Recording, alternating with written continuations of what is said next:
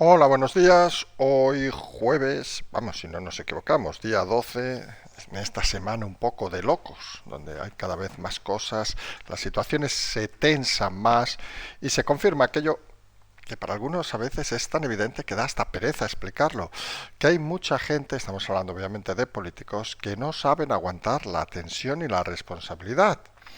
Y cuando alguien no sabe hacer esas cosas y sabe mantener la calma, acostumbra a salirse literalmente de madre y vemos escenas patéticas como las que hemos visto estos días.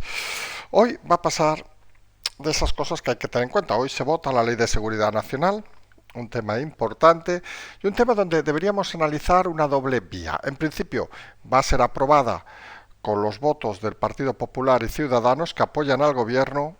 Y aquí es donde entra un poco la disyuntiva, vamos a decirlo así. ¿Alguien de verdad?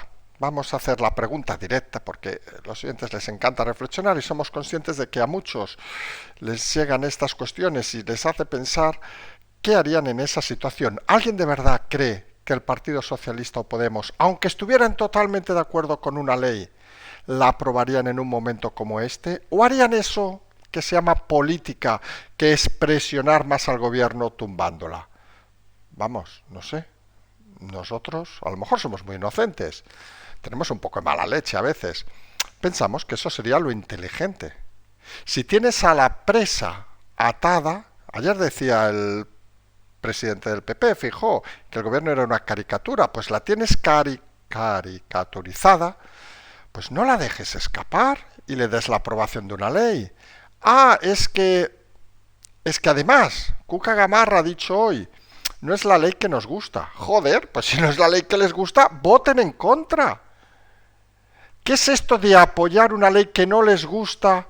No sabemos si para dar la estabilidad al país, porque entre nosotros tampoco es una ley que tenga una repercusión directa. Alguno dirá, sí, sí, sí, pero es decir, que podemos vivir sin ella unos meses. Y esa es la realidad, no estamos hablando de algo aquí que urja hacer. Y esos movimientos al despiste, digamos, del Partido Popular, de Ciudadanos no hablamos, como saben que no existe, pero del Partido Popular, pues son un poco incongruentes, vamos a decirlo así. Si los votos del Partido Popular, la ley no sale. Con los votos del Partido Popular se vuelve a dar otro oxígeno. Como ojo, no solo han dado los partidos tipo raritos, Bildu, Esquerra, estos más continuamente, Vox en su momento, recordemos que también dio apoyo a un tema, y todo esto es la suma de cuestiones que va haciendo a Sánchez creer que todavía tiene el control de la situación. No es aquello de ir todo contra todos, vamos a decirlo así de claro. Hombre, pero se hace extraño, digamos, que en una situación como la de hoy, con los insultos de ayer del presidente, el Partido Popular vuelva a ceder, como si fuera la época de Casado. Hay que decirlo así de claro. Miren, señores del Partido Popular, uno puede entender la gobernabilidad de un país, uno puede entender todas las cosas, pero uno cuando está en política ha de saber mover sus cartas. Ya decíamos ayer que, por ejemplo, era bastante cuestionable que el presidente del Partido Popular no hubiera ido todavía o no haya ido al Congreso, aunque sea a dar una rueda de prensa, a hablar del sexo de Los Ángeles. Tendría un lleno histórico en esa sala. Son movimientos de comunicación básicos. Y ahora el mensaje que están transmitiendo apoyando la ley de seguridad ciudadana, excepto que haya un cambio de última hora, son de apoyo al gobierno. Y eso lo único que hace es que aquellos que no apoyan al gobierno se refuercen por su debilidad. Y aquí no estamos hablando del contenido de la ley, que ustedes mismos dicen, ojo a lo que ha dicho Cuca Gamarra esta mañana, sí en la sala de prensa del Congreso, que ellos no es la ley que aprobarían. Pues señores, si no es la ley que aprobarían, ¿para qué la aprueban? ¿Tan difícil es hacer 1 más 1 igual a 2? ¿Tan difícil es en el Partido Popular que alguien tome decisiones? ¿O pasa lo que algunos creemos que está pasando, que es que todo pasa por el señor Feijóo? Y el señor Feijóo entre nosotros, pues a veces, pues lo que le pasa a todo el mundo, cuando tienes mucha información tampoco acabas de evaluar las cosas si no tienes a tu lado gente que te diga las cosas claras y con rotundidad. Lo hemos dicho más de una ocasión, ser presidente en este país, y en cualquier país, seamos sinceros, hombre, quizá a lo mejor las Islas Seychelles no es necesario, pero requiere de un equipo a tu lado que no te diga todo que sí, sino que te haga ver las circunstancias y te haga a veces discutir y te haga a veces pensar que por qué no he hecho a esa persona de mi equipo, que es un tocahuevos, pero eso es lo que te da fuerza y lo que te hace valorar las cosas de una manera eficiente. Veremos cómo acaba el tema, pero está claro que algunos creemos que es un nuevo error del Partido Popular. Uno de esos primeros errores que a veces no tienen recorrido. Porque fíjense, ¿qué comunicación dará desde el estercolero, vamos a decirlo así? No hablamos quizá en público del PSOE, que tenemos al PP atado, campeones, que fíjate que comen de nuestra mano como con Casado. Y eso acaba llegando a cierto electorado que acaba diciendo, esto es lo mismo que había. Y recuerden, señores del PP, lo que había perdía votos cada día. Y decisiones como esta hacen que pierdan votos cada día porque el mensaje que llega no es el contenido de la ley, que entre nosotros no se la sabe casi nadie, vamos a ser sinceros, fuera de algún detalle. Lo que llega es, el PP vuelve a apoyar al PSOE. Hombre, llega también que Ciudadanos vuelva a apoyar al PSOE, pero esto tampoco es ninguna novedad, ya pueden insultar, vilipendiar a lo que sea al mundo mal, que si hay que votar a favor del PSOE, votan de cabeza, aún esperan algún ministerio. Pero esa es la realidad actual. Y el PP debería mirar estos detalles si quiere convertirse realmente en la oposición que desea ser y si quiere aspirar a la presidencia del gobierno, porque estas cosas al final acaban sumando puntos en contra. Como puntos en contra también parece que suma la IREF, recordemos, esta institución independiente de la que curiosamente fue Escrivá, el actual ministro, su primer presidente.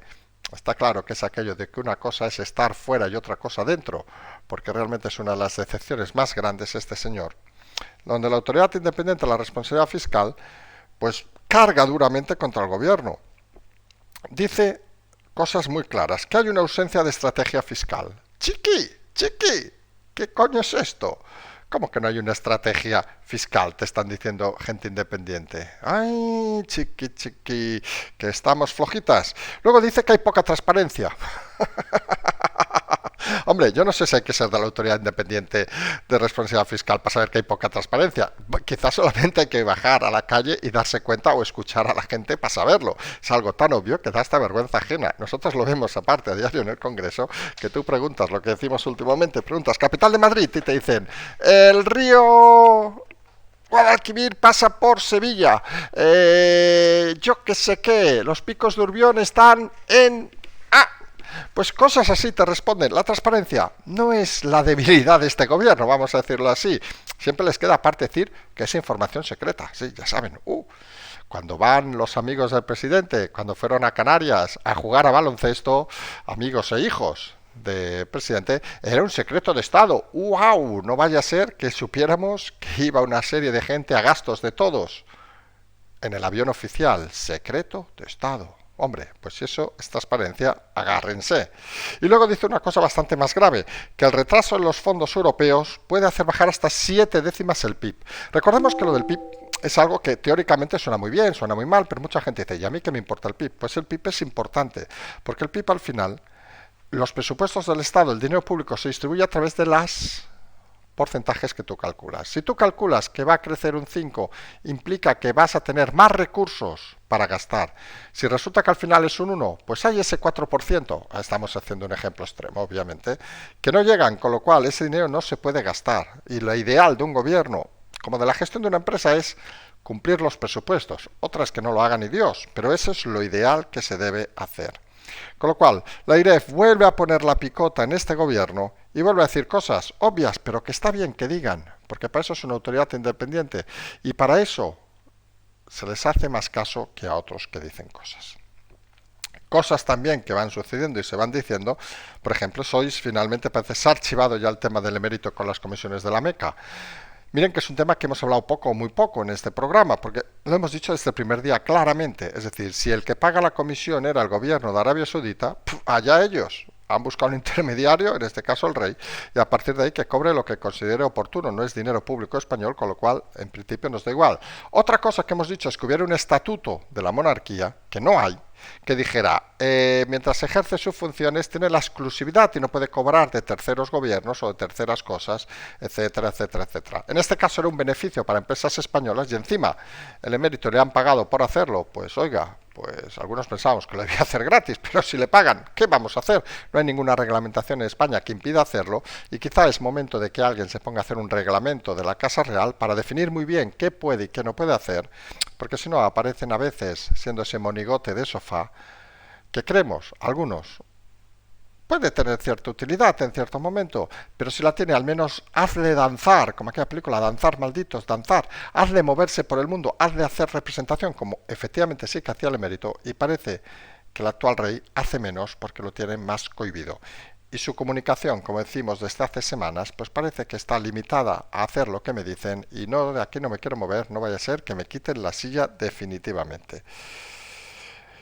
Quitar silla no sabemos exactamente cómo definirlo, pero en el follón este de la izquierda andaluza saben que se ha juntado una nueva historia, que es que el lema que van a usar, el nombre que van a usar por Andalucía resulta que ya estaba registrado, con lo cual parece no lo van a poder usar. En fin, esto es un galimatías bastante curioso, porque se sabe, se dice ahora, vamos a decirlo así, que el retraso en la presentación fue algo no casual, sino fue algo intencionado por unas fuerzas malignas, vamos a hablar como si estemos hablando como Pablo Iglesias, unas fuerzas malignas de la mano de Garzón y de Yolanda Díaz para derrocar a los restos de Podemos y llevarlos directamente al estercolero. En ese sentido parece que son maniobras con tal de lanzar unos meses antes de las hipotéticas elecciones, o sea, si las calculamos nosotros para diciembre, que se presentarían obviamente en diciembre del 23, pues lanzar a lo mejor en octubre o así una crisis de gobierno y presentar el programa de Yolanda Díaz, bueno, el bluff de Yolanda Díaz, y desmarcarse totalmente de Pablo Iglesias.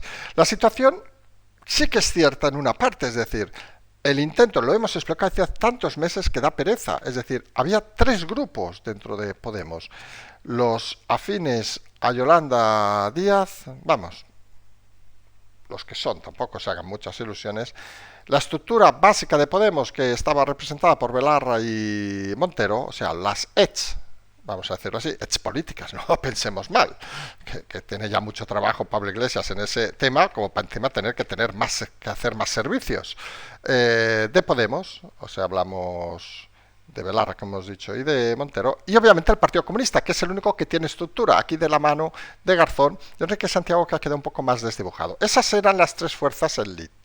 Como comentamos, parece que el equipo de Garzón se derivaba, digamos, hacia Yolanda Díaz. El de Santiago estaba un poco más dudoso, pero parece que con sus intentos de sacar la cabeza hace unos meses, donde fue balbuleado, y en fin, y nunca más se volvió a hablar de él, es lo malo a veces de algunos comunistas ricos, que cuando hablan se equivocan, pues parece que quedaba más centrado en el tema de Yolanda Díaz. Y quedaban las niñas Montero y Belarra, por cierto, Montero, de la que dijo ayer Rufián, que era la mejor política que había visto en su vida, o algo así. En fin, Rufián, lo del café es en serio, porque no sabemos si a lo mejor tomas otras cosas y te confunden, pero habría que tomar más cafés para estar más relajado e intentar no sobreexcitarte al decir ciertas cosas, porque más que nada que quedas un poco en ridículo, seamos sinceros, es decir, en fin, cada uno es como es, ahí Gabriel no te diremos nada, sabes que hay mucho cariño.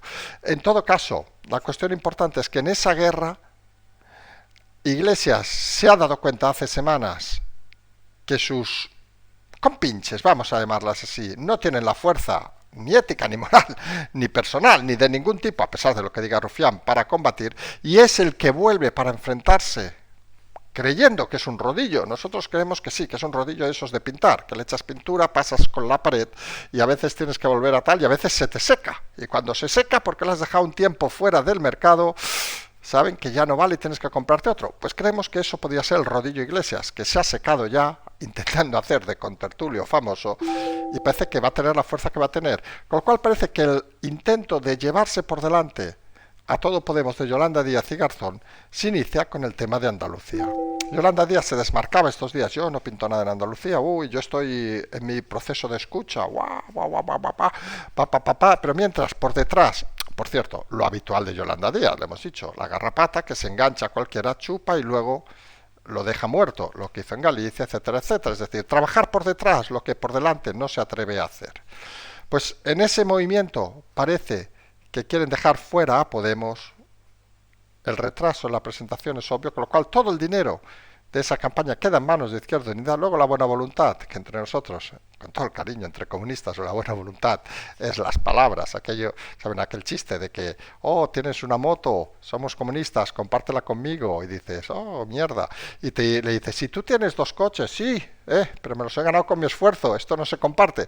Pues eso es un poco la historia de esta gente. Y parece claro que el objetivo es tirar adelante Yolanda, pero como seguramente van a fracasar, verán como el nombre Yolanda seguirá sin salir. Porque Yolanda fracasó en Galicia, fracasó en Castilla y León, ha fracasado, aunque sea a la mano de Pablo Iglesias, en Madrid, y fracasará también en Andalucía.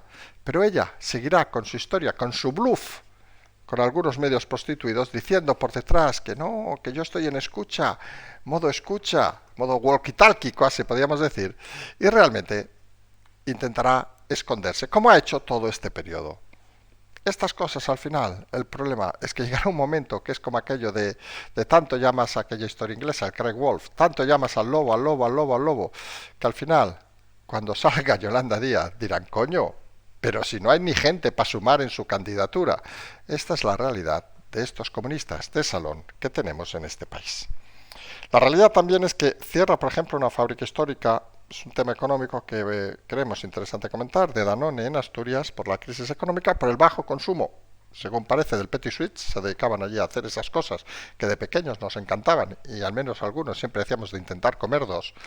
Y la realidad es que el ciclo económico está cambiando, y cuando el ciclo económico cambia, pues podríamos decir que es habitual. Obviamente no se hace en las fábricas como en el Fordismo, recuerda los años 60, de poner una tuerca. Esto ha cambiado mucho, pero la realidad es que cuando esto se entronca con en medio de una crisis económica brutal, recordemos estos retrasos, por ejemplo, de los fondos europeos, pues la sensación de desatención es cada vez más evidente. Nosotros tenemos claro que esto no es fruto solo de los cambios económicos, sino también es fruto de la indecisión del gobierno. Cada vez más claro que este gobierno lo podríamos definir como el gobierno de la improvisación y el gobierno de la inseguridad jurídica. 2 elementos claves en democracia que no deberían ser partícipes en ningún momento, pero lo más importante, no deberían existir en un momento de crisis. Quien ha gestionado crisis sabe perfectamente que lo peor que puedes hacer en un momento crítico es improvisar. Porque para improvisar en un momento crítico tienes que tener una capacidad, diríamos hasta excepcional, de controlar los nervios, controlar la situación y controlar todas las salidas que hay para evitar el colapso. Y parece que este gobierno, porque eso se obtiene obviamente con la experiencia en la vida, no tiene experiencia en la vida, con lo cual sus improvisaciones acaban siendo unas chapuzas de 3 al cuarto, que hacen complicado todo. Si además, en ese juego de la improvisación, en ese juego de las crisis, elevas la inseguridad jurídica a su máximo, es decir, que tú puedes tener un planteamiento brutal porque confías en que la ley dice eso y aquí no funciona así, pues entras en un ciclo bastante regresivo y bastante difícil de solucionar. Se hace curioso, pero es cierto. Improvisar e inseguridad jurídica, IIJ, vamos a llamarle así, el gobierno de la IIJ, parece que son el pan de cada día de este gobierno. Insistimos, cuando te toca gestionar una crisis con estas 2 premisas, tienes un gran problema de difícil solución. Nosotros nos vamos a emplazar hoy a la noche, como siempre, Patreon, canal, todas esas cosas, transferencia, como siempre decimos, simplemente seguimos.